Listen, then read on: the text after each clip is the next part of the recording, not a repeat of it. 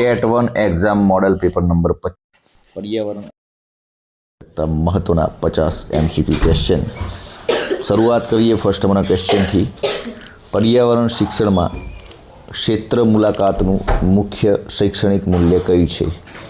તો જેનો સાચો જવાબ રહેશે બી ઓપ્શન, સંકલ્પનાઓનો પ્રત્યક્ષ અનુભવ કરવો અને જ્ઞાનને વાસ્તવિકતા સાથે જોડવું। પાણીના બચાવની સંકલ્પના સમજાવવા માટે નીચેનામાંથી કઈ પ્રવૃત્તિ સૌથી વધુ અસરકારક છે? તો આના માટે શાળામાં વોટર ઓડિટ કરવું અને પાણીના બગાડના સ્થળોનું નિરીક્ષણ કરવું, આ સંકલ્પના સમજાવવા માટે કઈ પ્રવૃત્તિ સૌથી વધુ અસરકારક છે? તો આ પ્રવૃત્તિ સૌથી વધુ અસરકારક છે। પર્યાવરણ શિક્ષણમાં પ્રોજેક્ટ કાર્ય બાળકને કયા કૌશલ્યનો વિકાસ કરવામાં મદદ કરે છે? તો પ્રોજેક્ટ કાર્ય બાળકને સમસ્યા નિરાકરણ, આયોજન અને સહકારના કૌશલ્યનો વિકાસ કરવા માટે મદદ કરે છે। વરસાદી પાણીનો સંગ્રહની પ્રવૃત્તિ બાળકને કયા પ્રકારની સમજ આપે છે? તો વરસાદી પાણીનો સંગ્રહ એ પ્રવૃત્તિ બાળકને સામાજિક જવાબદારી અને સંસાધન વ્યવસ્થાપનની સમજ આપે છે। પર્યાવરણ શિક્ષણમાં ખાદ્ય શૃંખલા સમજાવવા માટે શ્રેષ્ઠ પ્રવૃત્તિ કઈ છે? તો ખાદ્ય શૃંખલા સમજાવવા માટે કાર્ડ્સ પર જીવોના નામ લખીને તેમની સાંકળ બનાવવી। વૃક્ષારોપણની પ્રવૃત્તિમાં બાળકના જ્ઞાનના કયા 3 પાસાઓનો વિકાસ થાય છે? તો વૃક્ષારોપણ પ્રવૃત્તિ દ્વારા જ્ઞાનાત્મક, ભાવનાત્મક અને ક્રિયાત્મક આ 3 પાસાઓનો વિકાસ થાય છે। પર્યાવરણ શિક્ષણમાં પ્રવૃત્તિઓનું આયોજન કરતી વખતે કયો સિદ્ધાંત ધ્યાનમાં લેવો જોઈએ? તો તેના માટે બાળકના જીવન સાથે જોડાણ અને સક્રિય સહભાગિતાના સિદ્ધાંત ધ્યાનમાં લેવો જોઈએ। પર્યાવરણ શિક્ષણમાં બાગાયત પ્રવૃત્તિનો ઉદ્દેશ્ય શું છે? તો બાગાયત પ્રવૃત્તિનો ઉદ્દેશ્ય વનસ્પતિના વિકાસનું જીવંત નિરીક્ષણ અને મહેનતનું મૂલ્ય સમજાવવું। પર્યાવરણ શિક્ષણમાં પ્રાયોગિક કાર્યનું મુખ્ય મહત્ત્વ શું છે? તો પ્રાયોગિક કાર્યનું મુખ્ય મહત્ત્વ છે વિજ્ઞાનના સિદ્ધાંતોનું સ્વયં નિરીક્ષણ અને અનુભવ દ્વારા પુષ્ટિ કરવી। પાણીમાં વસ્તુઓ ડૂબે છે કે તરે છે, આ ખ્યાલ સમજાવવા માટે કયા કૌશલ્યનો વિકાસ થાય છે?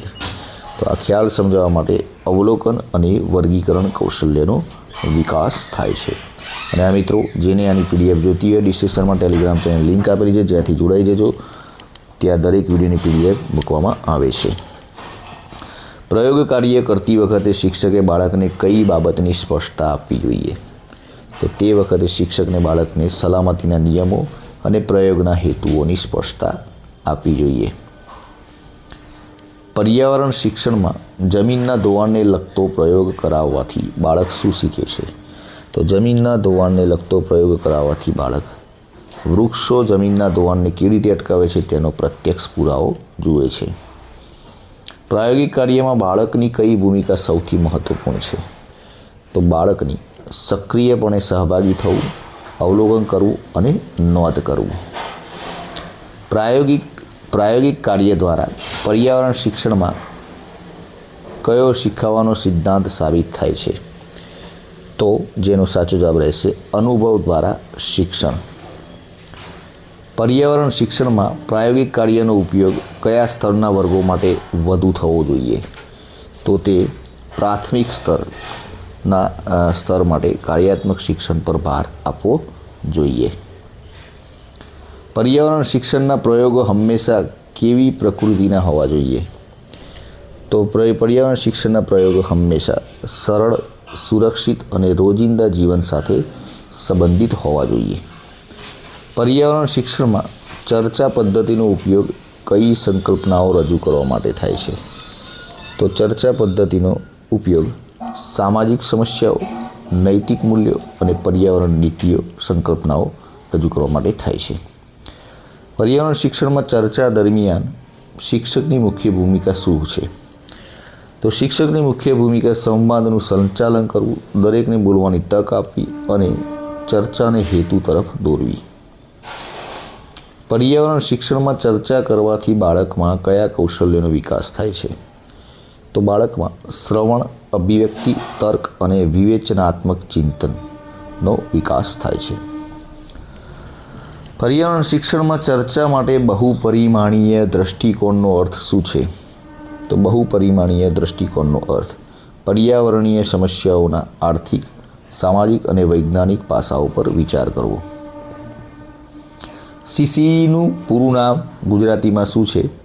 તો CCEનું પૂરું નામ ગુજરાતીમાં થાય છે સતત અને સર્વગ્રાહી મૂલ્યાંકન. CCEનું પૂરું નામ ઇંગ્લિશમાં શું છે? તો CCEનું પૂરું નામ ઇંગ્લિશમાં કન્ટિન્યુઅસ એન્ડ કોમ્પ્રિહેન્સિવ ઇવેલ્યુશન. CCEમાં સતત મૂલ્યાંકનનો અર્થ શું છે? તો સતત મૂલ્યાંકનનો અર્થ શીખવાની પ્રક્રિયા દરમિયાન નિયમિતપણે મૂલ્યાંકન કરવું. CCEમાં સર્વગ્રાહી મૂલ્યાંકનમાં શેનો સમાવેશ થાય છે? તો સર્વગ્રાહી મૂલ્યાંકનમાં શૈક્ષણિક અને સહ-શૈક્ષણિક બંને પાસાઓનો સમાવેશ થાય છે. પર્યાવરણ શિક્ષણમાં સહ-શૈક્ષણિક પાસાઓમાં કયા મૂલ્યાંકનનો સમાવેશ થાય છે? તો સહ-શૈક્ષણિક પાસાઓમાં બાળકનું વલણ, મૂલ્યો, સહકાર અને પ્રવૃત્તિઓમાં સહભાગિતા હોવી જોઈએ.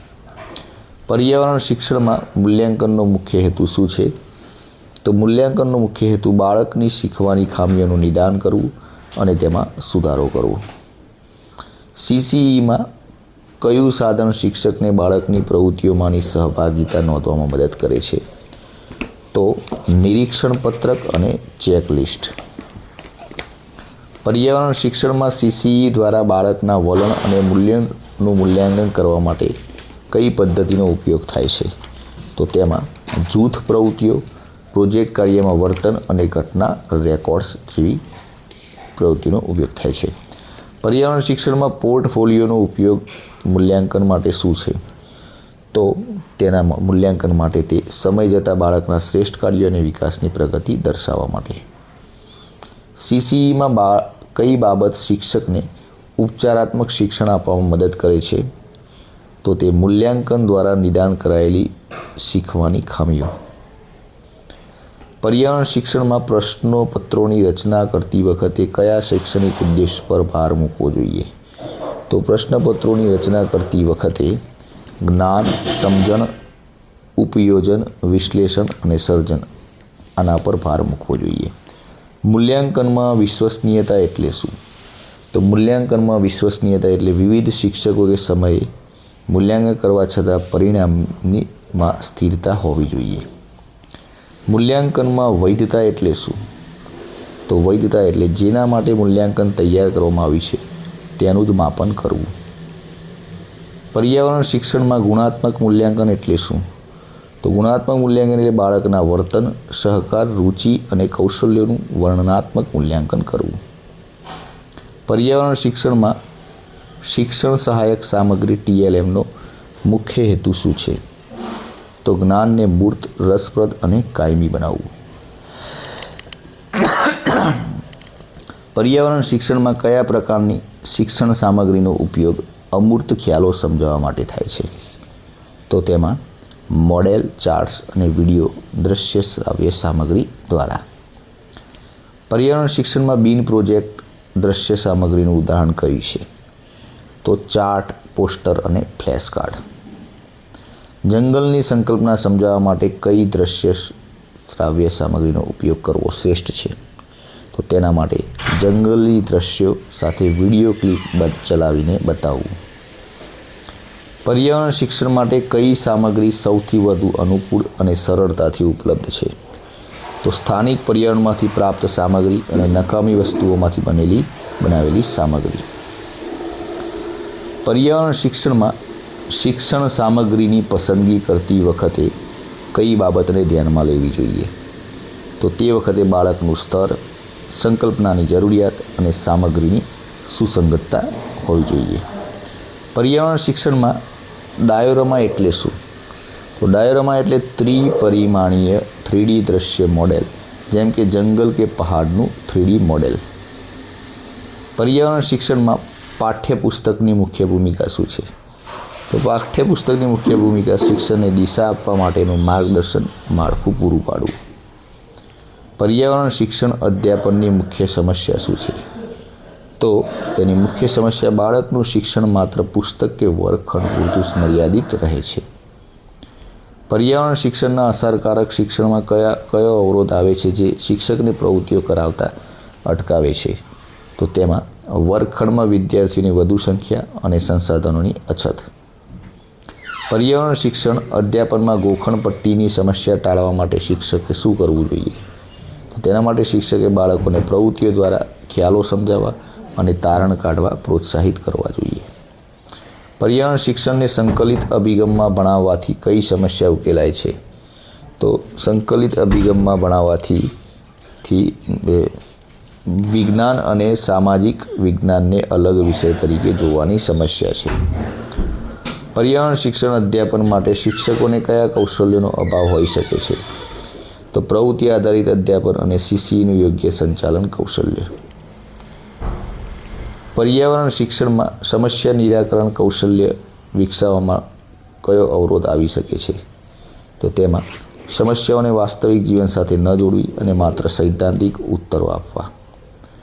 પર્યાવરણ શિક્ષણને અસરકારક બનાવવા માટે શિક્ષકે પર્યાવરણની કઈ બાબતનો ઉપયોગ કરવો જોઈએ? તેના માટે સમુદાયના લોકો, સ્થાનિક સંસાધનો અને કુદરતી સ્થળોની મુલાકાત લેવડાવવી. એન્ડ લાસ્ટ ક્વેશ્ચન, પર્યાવરણ શિક્ષણમાં અધ્યાપન સમસ્યાઓ દૂર કરવા માટેનું અંતિમ પગલું શું હોવું જોઈએ? તો આ પ્રશ્નનો જવાબ તમારે નીચે કોમેન્ટ બોક્સમાં આપવાનો છે. કાલે ફરીથી નવા વિડીયો સાથે મળીશું. જય હિન્દ, જય ભારત.